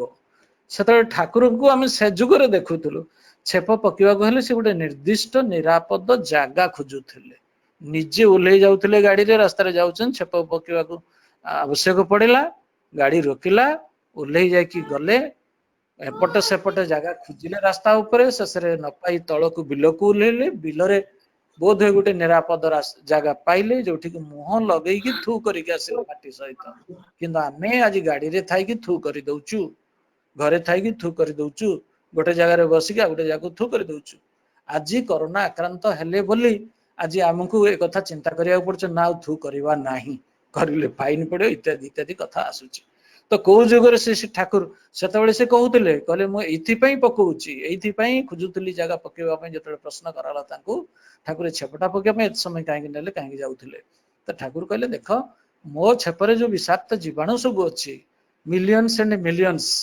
ସେ ଜୀବାଣୁ ଗୁଡାକ ମୋ ଛେପ ଦ୍ଵାରା ବାହାରି ଯାଇ ନିର୍ଗତ ହେଇକି କେହି ବି ଯଦି, ଖାଲି ମଣିଷକୁ ନୁହଁ, ମଣିଷ ଇତର ଜନ୍ତୁ ମାନଙ୍କୁ, ଗଛ ପତ୍ର ଲଟା କୀଟ ପତଙ୍ଗ ଇତ୍ୟାଦିକୁ ବି ଆଘାତ କରେ, ତାଙ୍କୁ ଯଦି ରୋଗଗ୍ରସ୍ତ କରେ, ତା ପାଇଁ ଦାୟୀ କିଏ ହବ? ତା ପାଇଁ ଦାୟୀ ମୁଁ ହେବି ନା ଆଉ କେହି ହବ? ସୁତରାଂ ଏଇ ଛେପ ଯୋଉ ଅନେକ ଜୀବାଣୁ ସହିତ ଯୁକ୍ତ, ତାକୁ ମୁଁ ଖୋଜିକି ଜାଗା ସେଇଠାରେ ପକେଇକି ଆସିଲି। ତେଣୁ ଚିନ୍ତା କରନ୍ତୁ, ପରମ ପୁରୁଷ କେଭଳି, ଖାଲି ଆଜିର କଥା ନୁହଁ, ହଜାର ହଜାର ବର୍ଷ, କୋଟି କୋଟି ବର୍ଷ ଆଗକୁ ହୁଏତ ଚିନ୍ତା କରିକି କହିଛନ୍ତି ଯେ ଏଇଟା ଆସୁଛି, ଭବିଷ୍ୟତରେ ଏମିତି ଅବସ୍ଥା ହବ। ସେଥିପାଇଁ ସେ ଆମମାନଙ୍କୁ ଏଇ ସ୍ୱସ୍ତୟନୀ କଥା କହିଲେ, ସଦାଚାର କଥା କହିଲେ, ଲୁଗା ଅନ୍ୟର ପିନ୍ଧିବ ନାହିଁ, ଅନ୍ୟର ବେଡିଙ୍ଗରେ ଶୋଇବ ନାହିଁ, ନାକରେ ହାତ ଦେଲେ ଆଙ୍ଗୁଳି ଦେଲେ ଧୋଇବ, ଇତ୍ୟାଦି ଇତ୍ୟାଦି କଥା। ପୁରୁଣା ଯୁଗରେ ମୁଁ ଦେଖିଛି, ସମସ୍ତେ ନିଜେ ନିଜର ବେଡିଙ୍ଗ ନେଇକି ବାହାରେ ବୁଲିବାକୁ ଯାଉଥିଲେ, ନିଜ ନିଜର ଲୁଗା ପିନ୍ଧୁଥିଲେ, ଗ୍ଲାସଟେ ନେଉଥିଲେ ସାଥିରେ, ସେଇଥିରେ ପାଣି ପିଉଥିଲେ, ଦୋକାନରୁ ଯଦି ଚା ଖାଇବାକୁ ହୁଏ ଚା ସେଇଥିରେ ଆଣିକି ପିଉଥିଲେ, ନିଜର କପ୍, ନିଜର ଢାଳ, ନିଜର ଗ୍ଲାସ, ଚନ୍ଦ୍ରଶେଖର ମହାପାତ୍ର ଇତ୍ୟାଦି ବହୁତ ଲୋକଙ୍କ ପାଖରେ ମୁଁ ଏସବୁ କଥା ଦେଖିଛି। ତେଣୁ ଶ୍ରୀ ଶ୍ରୀ ଠାକୁର ଜାଣିଥିଲେ, ଭୋଳାବତୀଙ୍କ ଦିବ୍ୟ ଦୃଷ୍ଟି ଭିତରେ, ତାଙ୍କର ଇନସାଇଟ ଭିତରେ ଏଭଳି ଗୋଟେ ସାଂଘାତିକ ଭବିଷ୍ୟତ ଦେଖା ଦେଇଥିଲା, ଯୋଉଥିପାଇଁ ଠାକୁର ସେତେବେଳେ ମଣିଷ ମାନଙ୍କୁ ଏଇଆ ଶିଖେଇଥିଲେ। ହୁଏତ ଏପର୍ଯ୍ୟନ୍ତ ବି ମଣିଷ ତାଙ୍କୁ ଭଲ ଭାବରେ, ସଠିକ ଭାବରେ ଯଦି ବୁଝି ପାରିଥାନ୍ତା, ତଥାପି ମଣିଷ ବଞ୍ଚି ଯାଆନ୍ତା। ମୁଁ ଭାବୁଛି ସତ୍ସଙ୍ଗ ମାଧ୍ୟମରେ ଏଇ ଆହ୍ୱାନ ଠାକୁର ଦେବାକୁ ଚାହିଁଛନ୍ତି। ଆପଣ ମାନଙ୍କ ପାଖରେ ଏଇ ଅନୁରୋଧ, ଆଜି ବିଶ୍ୱବାସୀଙ୍କ ଆପଣଙ୍କର ଏଇ ଆହ୍ୱାନ ହଉ, ମଣିଷ ମାନଙ୍କ ପାଖରେ ଆପଣ ଏଇ ଆକୁଳତା ନେଇ ଠାକୁରଙ୍କ କଥା ଜଣାନ୍ତୁ, ମଣିଷ ବଞ୍ଚି ଯାଉ, ଏ ସଭ୍ୟତାଟା ବଞ୍ଚି ଯାଉ। ତ କହିବାକୁ ଚାହେଁ, ସେ ଠାକୁରଙ୍କର ଯୋଉ ଜୀବନ, ଯୋଉ ଯାହା କଥା କହିଲି, ଯୋଉଥିପାଇଁ କି ତାଙ୍କର ବ୍ୟକ୍ତିଗତ ଜୀବନ, ଦାମ୍ପତ୍ୟ ଜୀବନ, ସମାଜ, ପରିବାର, ରାଷ୍ଟ୍ରୀୟ ଜୀବନ, ସବୁ ଜୀବନ ଭିତରେ, ପଞ୍ଚ ମହାଜୀବନ ଭିତରେ ଦେଇକି ସେ ଖାଲି ନିଜେ ନିଜ କଥା ନୁହଁ, ଅନ୍ୟ ମାନଙ୍କୁ, ପ୍ରତ୍ୟେକଟା ମଣିଷକୁ ଏଇଭଳି ଗୋଟେ ଆଦର୍ଶ ମଣିଷ କରିବା ପାଇଁ ଚାହିଁଛନ୍ତି। ଏବଂ ତାଙ୍କର କ୍ଲୁ ବା ତୁକଟା ବି ସେ ଦେଇକି ଗଲେ, ଯଦି ମଣିଷ ଦୀକ୍ଷା ନେଇ ସତନାମ ମନନ କରି ଇଷ୍ଟଙ୍କ ପ୍ରତି, ଅର୍ଥାତ ସେ ନାମୀ ପୁରୁଷଙ୍କ ପ୍ରତି ନିଷ୍ଠା ରଖିକି ଯଦି ଆଗେଇ ଚାଲେ, ତା ଭିତରେ ଯୋଉ ଡିଭାଇନ ଲଭ, ଯୋଉଟା ଆମେ କହୁଛେ ପ୍ରେମ ସୃଷ୍ଟି ହବ, ସେ ପ୍ରେମ ଦ୍ଵାରା ସେଇ ମହାଜୀବନର ସ୍ରୋତରେ ମିଶିଯିବ। ସେତେବେଳେ ସିଏ ଏ ପରିବେଶରେ ଥିବା ସମସ୍ତ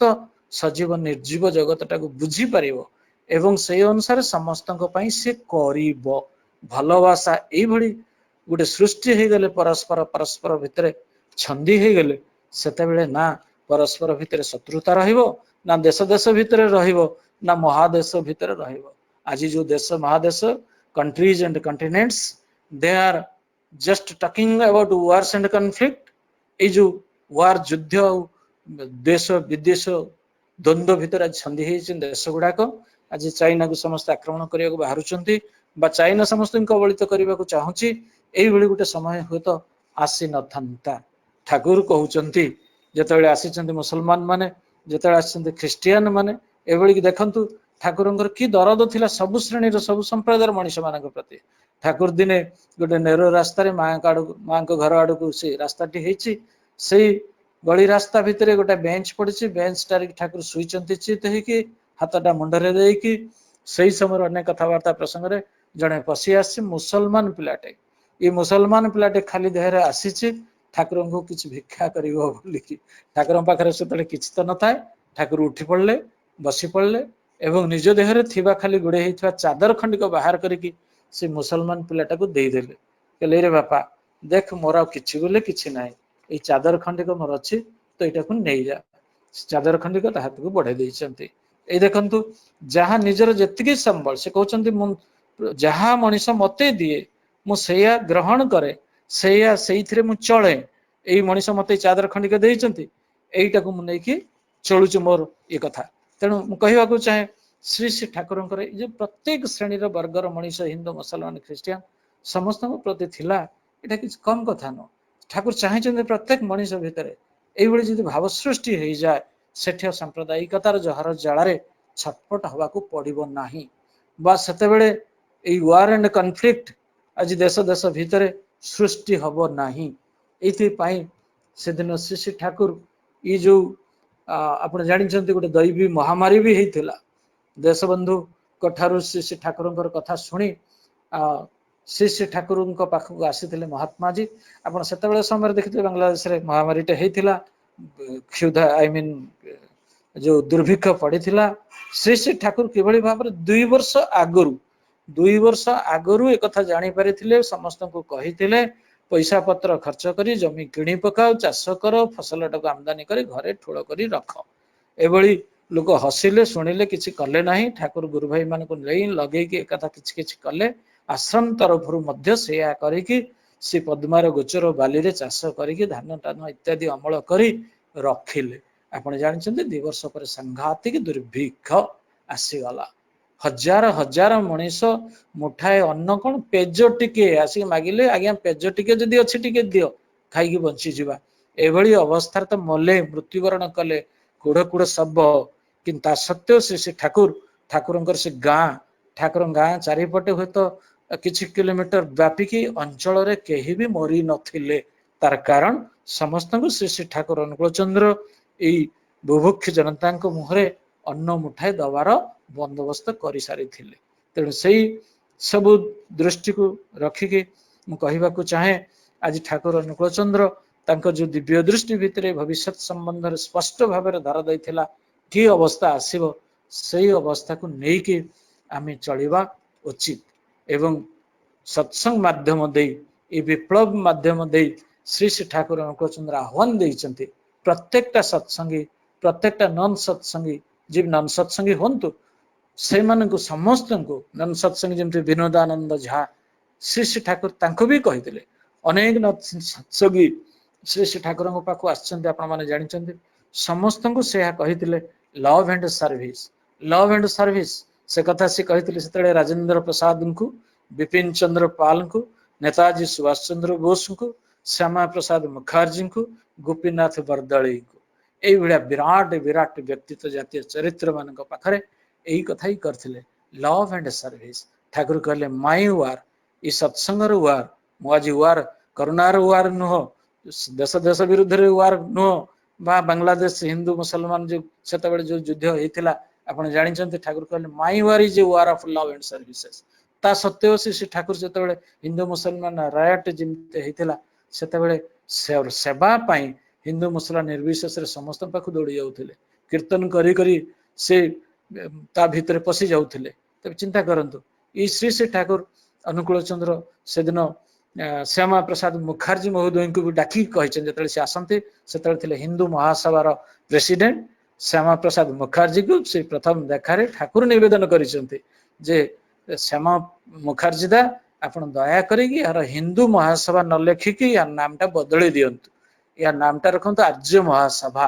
କାରଣ ସମସ୍ତେ ଆମେ ଆର୍ଯ୍ୟ, ଏ ଆର୍ଯ୍ୟାବତରେ ଯିଏ ଅଛି ସମସ୍ତେ ଆର୍ଯ୍ୟ। ଏଠି ମୁସଲମାନ ମାନେ ମଧ୍ୟ ବି ଆର୍ଯ୍ୟ। ଆପଣ କୋରାନ ଖୋଲିକି ଅରିଜିନାଲି ଦେଖିବେ, ତାଙ୍କ ଇତିହାସ ଯଦି ଷ୍ଟଡି କରିବେ ବି,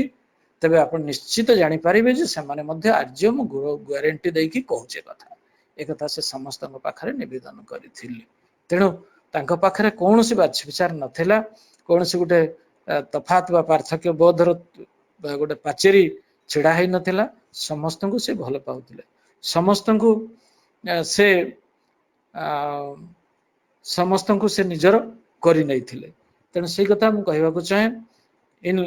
ଲେଟ୍ 1930s ଠାକୁର ଅନୁକୂଳ ଚନ୍ଦ୍ର ଯେତେବେଳେ science technology philosophy politics economics religion spiritualism ଇତ୍ୟାଦି ଉପରେ ବହୁତ ବାଣୀ ଦେଇଥିଲେ, ମେସେଜ ଦେଇଥିଲେ ଏବଂ ଏ ପୃଥିବୀକୁ ଗୋଟେ ନୂଆ ଜ୍ଞାନ ବିତରଣ କରିଥିଲେ ବାଣୀ ଭିତର ଦେଇ। ଇନ୍ ଲେଟ୍ 1930s ରେ ସବୁ କଥା ମେସେଜ ସବୁ ଆସିଥିଲା। ଆପଣ ତାଙ୍କୁ ଜାଣିଛନ୍ତି କେପି ଭଟ୍ଟାଚାର୍ଯ୍ୟ, କୃଷ୍ଣ ପ୍ରସନ୍ନ ଭଟ୍ଟାଚାର୍ଯ୍ୟ, ଜଣେ ଯିଏ ବୈଜ୍ଞାନିକ, ଜଣେ ଅଧ୍ୟାପକ, ଅଧ୍ୟାପନ ଛାଡ଼ି ଦେଇକି ଆସି ଶିବିରମଣ ଲାବରେଟୋରୀରେ କାମ କରୁଥିଲେ। ତାଙ୍କର ବେଷ୍ଟ ସହଯୋଗୀ ଥିଲେ। ଫାର୍ଷ୍ଟ କ୍ଲାସ ଫାଷ୍ଟ ଟପର ହେଇଥିଲେ ଫିଜିକ୍ସରେ ଯେତେବେଳେ ପଢୁଥିଲେ ଏବଂ ହୁଗୁଳି କଲେଜରେ ଅଧ୍ୟାପନା କରୁଥିଲେ। ଆପଣ ଜାଣିଛନ୍ତି ଏଡେ ବଡ ବୈଜ୍ଞାନିକ ଶେଷରେ ଶ୍ରୀ ଶ୍ରୀ ଠାକୁରଙ୍କ ପାଖକୁ ଯିବାକୁ ତାଙ୍କର ଇଚ୍ଛା ହେଲା ଏବଂ ସେଠି ଯାଇକି ରହିଗଲେ ସବୁଦିନ ପାଇଁ। ଆପଣ ଏକଥା ଭଲ ଭାବରେ ଜାଣିଛନ୍ତି। ତାଙ୍କର ମେସେଜକୁ ସବୁ ସେ ଲିପିବଦ୍ଧ କରି ଛାଡୁଥିଲେ ବିଭିନ୍ନ ଜାଗାକୁ ଏବଂ ନିଜେ ହିଁ ଆଶ୍ରମରେ ଚୁପ ହେଇ ବସି ନଥିଲେ, ତପୋବନ ବିଦ୍ୟାଳୟ ତିଆରି କରିଥିଲେ ଭଲ ଗୋଟେ ଏଜୁକେସନର ନମୁନା ହିସାବରେ। ଇକୋନୋମିକ ସୋସିଆଲ ଇଣ୍ଡଷ୍ଟ୍ରିଆଲ କମ୍ପ୍ଲେକ୍ସ ସବୁ ଆଶ୍ରମରେ ସେତେବେଳେ ଗଢି ଉଠିଥିଲା ଏବଂ ସତ୍ସଙ୍ଗର ବ୍ରାଞ୍ଚ ଆସାମ, ବିହାର, ବେଙ୍ଗଲ, ବର୍ମା ଇତ୍ୟାଦିରେ ବି ବ୍ରାଞ୍ଚ ସବୁ ଖୋଲି ଯାଇଥିଲା ଏବଂ ବହୁତ ୱେଷ୍ଟର୍ଣ୍ଣ ଭିଜିଟର୍ସ ସବୁ ଭାରତ ବର୍ଷକୁ ଆସିଥିଲେ ଠାକୁରଙ୍କ ପାଖରୁ ସେ ଆଶୀର୍ବାଦ ନେବା ପାଇଁ। ଏବଂ ଭାରତ ବର୍ଷରେ କାହିଁକି ବିଭିନ୍ନ ଯେତେବେଳେ ୟୁରୋପରେ ପାର୍ଟିକୁଲାରଲି ୟୁରୋପରେ ଯେତେବେଳେ ଗୋଟେ ନ୍ୟାସନାଲ ସୋସିଆଲିଜିମ ଚାଲିଥିଲା under the ruling of Adolf Hitler, ଆପଣ ଜାଣିଛନ୍ତି ଜର୍ମାନରେ ଏସବୁ ଲୋକ ମାନେ ଭୀତତ୍ରସ୍ତ ହେଇ ସେ ଆସିଥିଲେ, ଦୌଡ଼ି ଆସିଥିଲେ ଭାରତ ବର୍ଷକୁ ଶ୍ରୀ ଠାକୁରଙ୍କ ପାଖକୁ କେମିତି ତା ଦେହରେ ରକ୍ଷା ପାଇବେ। ତ ଠାକୁରଙ୍କର କନସର୍ନ ଥିଲା ଯେ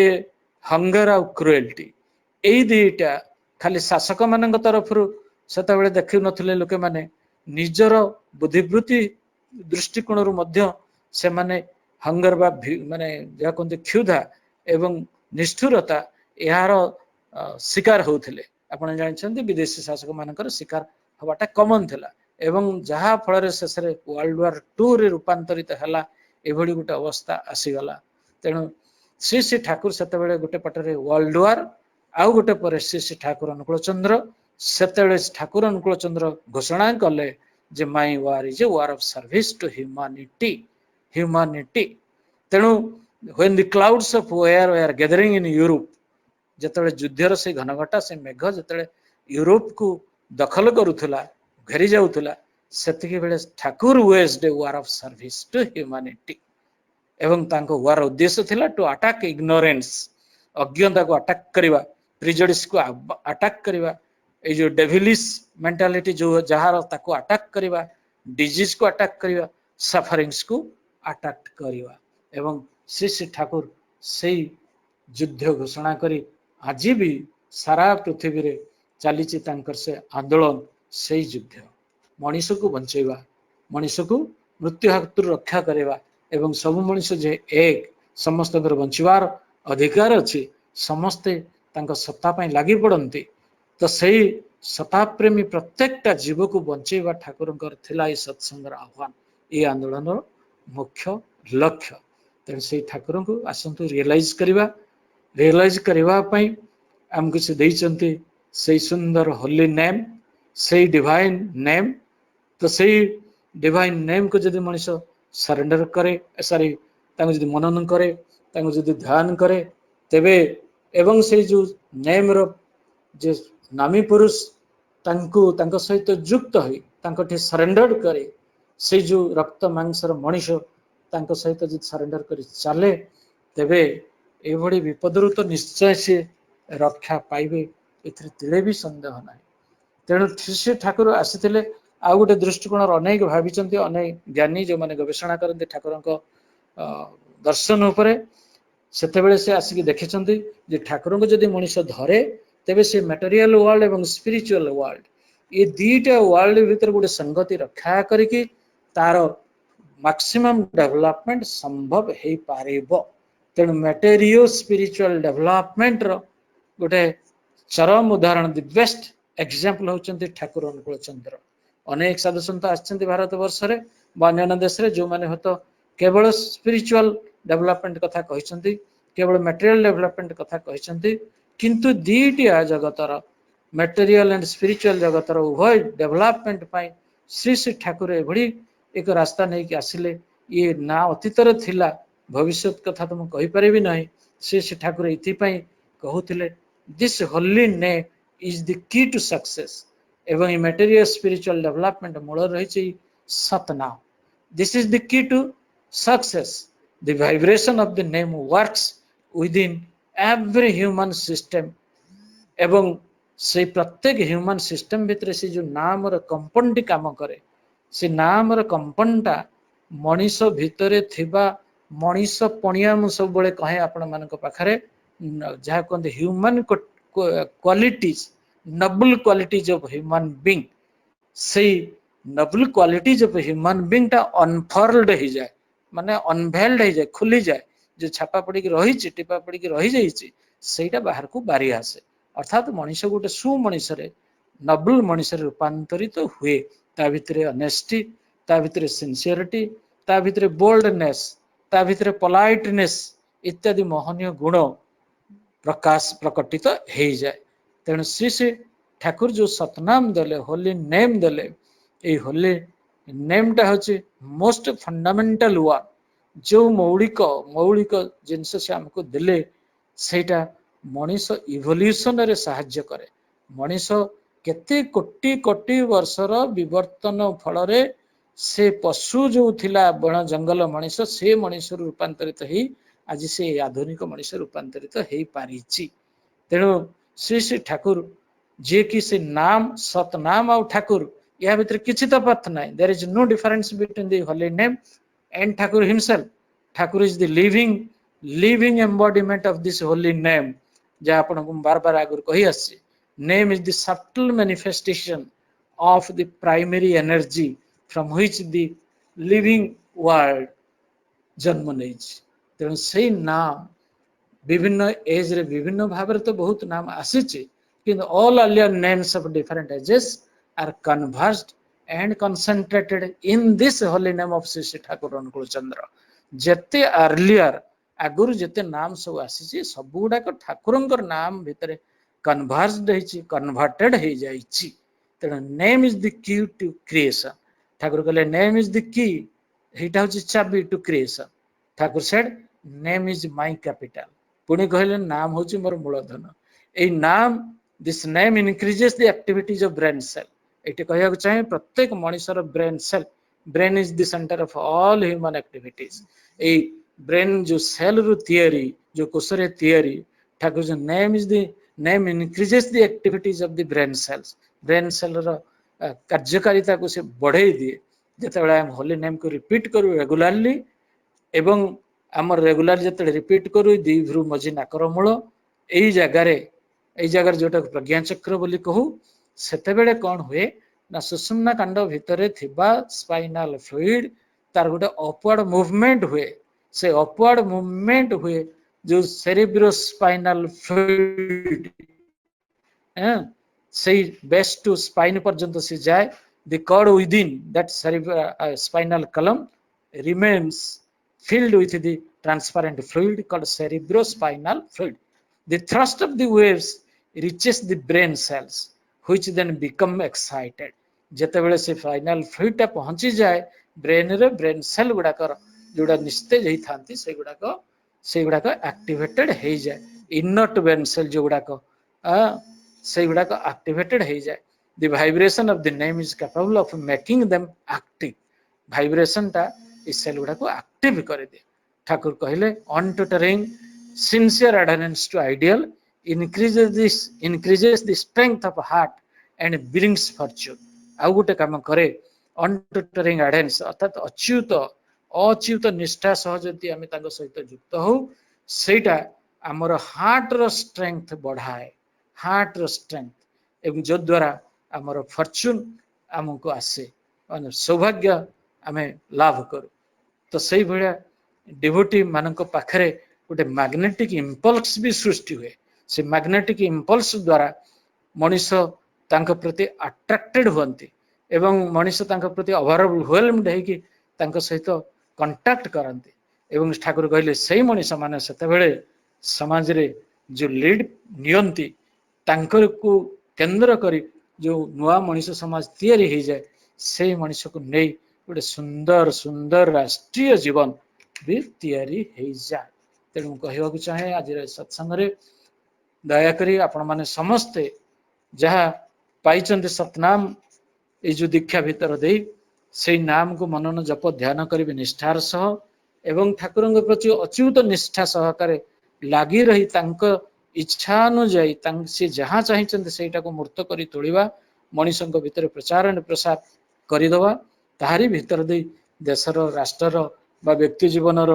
दाम्पत्य जीवन परिवार जीवन समाज जीवन राष्ट्रीय जीवन मंगल निहित अच्छी। ठाकुर अनुकूल चंद्र बोध हुए जितेबले सेतेबेले पाबनारे थिला बेले कहितले 10 कोटी दीक्षार कथा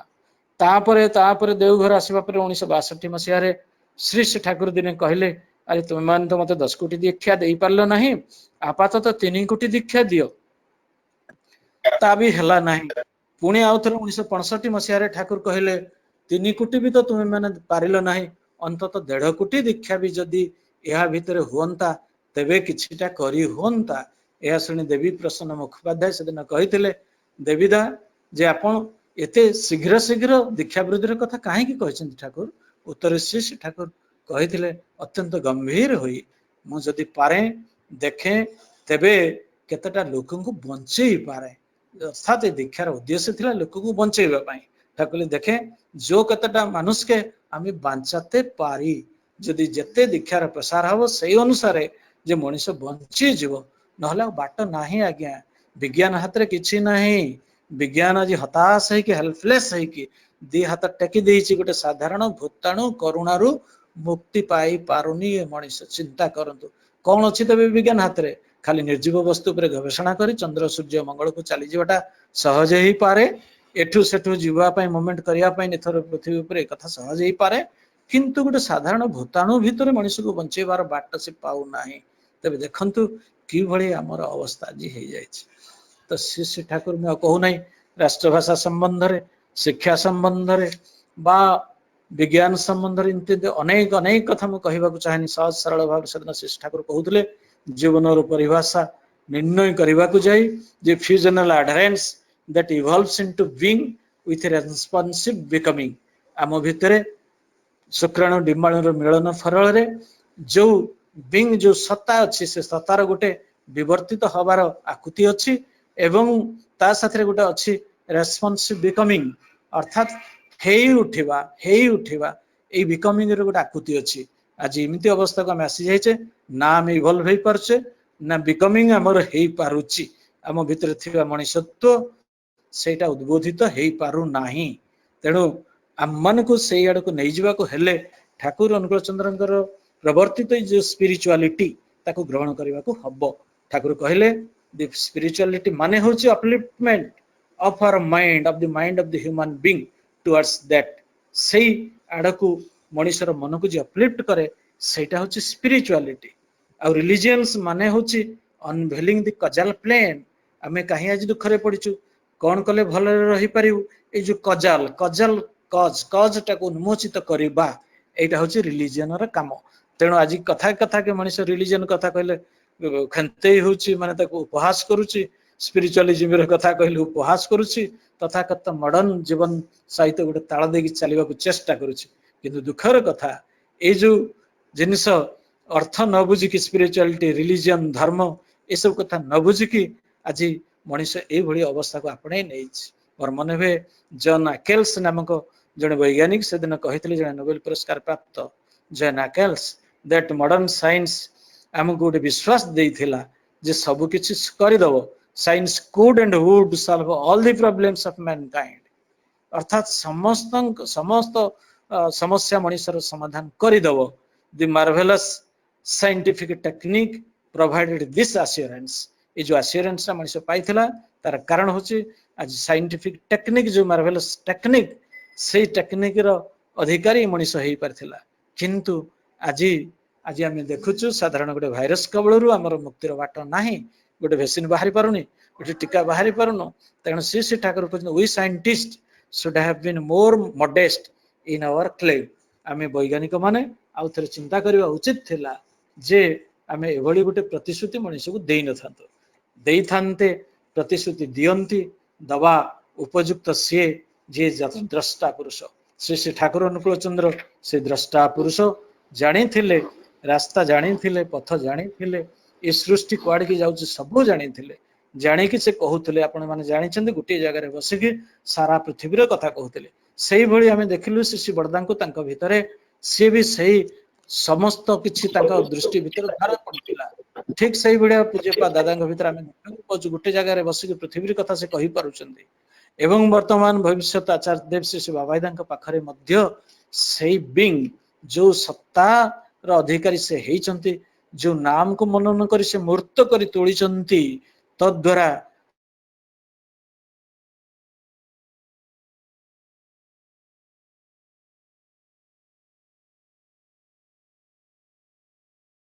तारे बोले जमती ठाकुर से पुरुषोत्तम चरित्र नहीं कि आसीथिले पुरुषोत्तम तांको आमे कहू जेहेतु से सब सत्ता को पूर्ण करी पारंती आज आमे देखुचु आचार्य देव श्री अच्छी से सतायमान से एवं तांको भल पाई तांको सहित युक्त ही आमे आगे चलिबा एति कहि वक्तव्य शेष करबी बोधे टाइम हे गला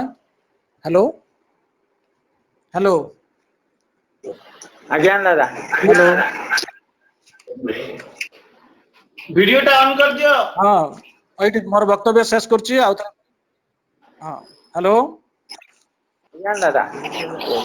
एठी मोर वक्तव्य शेष करिया पुरु समस्तंकर मंगल कामना आउथरे करे आउथरे श्री श्री ठाकुरंकर से जो आह्वान भीतस्त्रत होंतु नाही आदु भय करंतु नाही संदेह करंतु नाही ठाकुर ग्यारंटी दे कि कहले स्वस्ति आवे हो आगवान भय नाही अरे भय नाही इष्टार्थ प्रांज करिछि दान क्षय नाही तार क्षय नाही असंतु आहुरी झास दियंतु इष्ट कर्म रे जोर देई कि एवं ए मनुष्य शरीर को बंचंतु जय गुरु मनीषर इंटरनल एंड एक्सटर्नल सब जिनस आज प्रांजल भाव रे जो आलोचना रखिथिले खूब भल लागुथिला जदि आमे ताकू आम जीवन जदि लगे चलिबा मानी चलिबा से भावधारा भितरे ताहाले आमे रक्षा पाइबा परिशेष रे समस्त को मु धन्यवाद दउची प्राय 141 कनेक्टेड सत्संग गुरु भाई माने एवं बहुत ऋतिक मंडली जाजक अध्यक्ष मंडली कर्मी मंडली समस्त को मध्य धन्यवाद दउची परिशेष रे श्रीयुक्त कालीप्रसाद महापात्र जाजक भाई ब्रह्मपुर तांको मु अनुरोध करुची कोर सहित ध्वनि देबे जय गुरु वंदे पुरुषोत्तम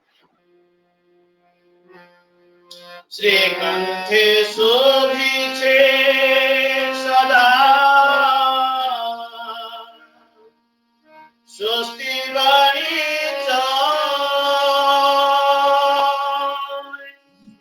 श्रीमुखे अमृत धरे नाशे मृत्यु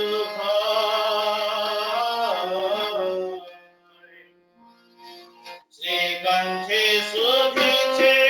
सदा स्वस्ति वाणी श्रीमुखे अमृत धरे नाशे मृत्यु आहुति प्रकाशे रूप हेन साधना आहुति प्रकाशे रूप हेन साधना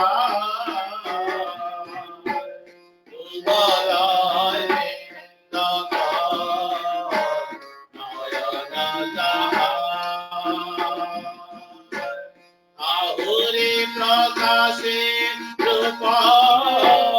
हेन साधका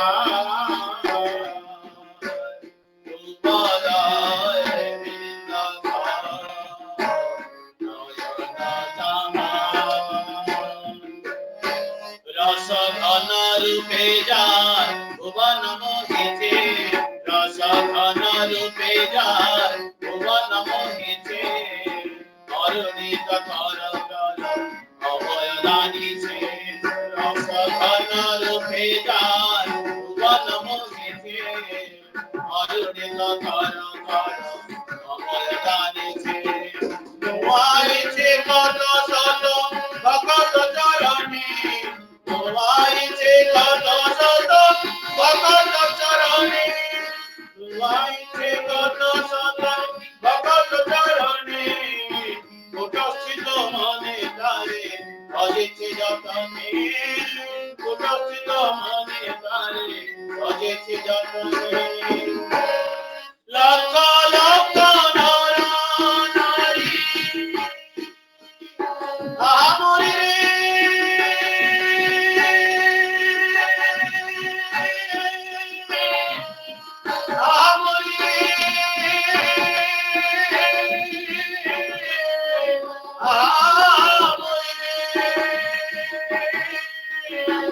লক্ষ লক্ষ নর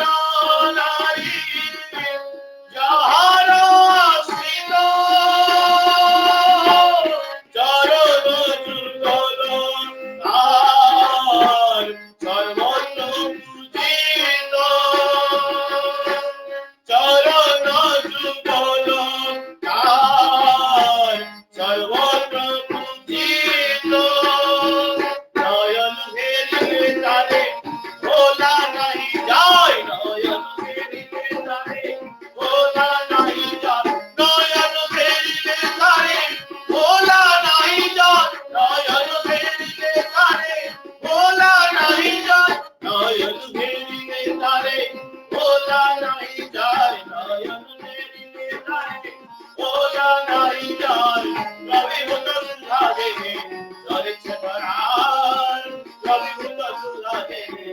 চলেছে ভরার চকিতে হৃদয় গলে এর পহেরিলে চকিতে হৃদয় গলে এর পহেরিলে তবে ভাব মহাভাব উদয় সঙ্গীলে ভক্ত ভরিয়া উঠে আনন্দ লোহরে ভক্ত ভরিয়া উঠে আনন্দ লোহরে রহি রহি কাঁপে অঙ্গ বহুবাসী হরে ভক্ত ভরিয়া উঠে আনন্দ লোহরে রহি রহি কাঁপে অঙ্গ বহুবাসী হরে তীর্থ মহাতীর্থ সে যে ভগবানে তীর্থ মহাতীর্থ সে যে ভগবানে প্রণামে প্রণামে প্রভু প্রণামে তোমারে প্রণামে প্রণামে প্রভু প্রণামে তোমারে প্রণামে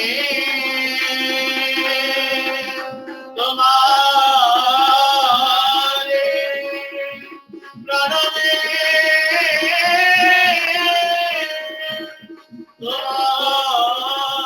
তোমারে বন্দে পুরুষোত্তমম বন্দে পুরুষোত্তমম বন্দে পুরুষোত্তমম পরম প্রেমময় শ্রী শ্রী মহাপ্রভু চন্দ্র জি কি পরম প্রেমময় শ্রী শ্রী মহাপ্রভু চন্দ্র জি কি পরম প্রেমময় শ্রী শ্রী মহাপ্রভু চন্দ্র জি কি পরমারাধ্যা জগৎ জননী শ্রী শ্রী বড়মা কি পরমারাধ্যা জগৎ জননী শ্রী শ্রী বড়মা কি পরমারাধ্যা জগৎ জননী শ্রী শ্রী বড়মা কি পরম পূজ্যপাদ শ্রী শ্রী বড়মা কি পরম পূজ্যপাদ শ্রী শ্রী বড়মা কি পরম পূজ্যপাদ আচার্য দেব শ্রী শ্রী দাদা কি পরম পূজ্যপাদ আচার্য পরম পূজ্যপাদ আচার্য দেব শ্রী শ্রী দাদা কি সৎসঙ্গ কি বন্দে পুরুষোত্তমম বন্দে পুরুষোত্তমম বন্দে আচার্যবৃন্দ বন্দে আচার্য বন্দে মাতৃবর্গান বন্দে মাতৃবর্গান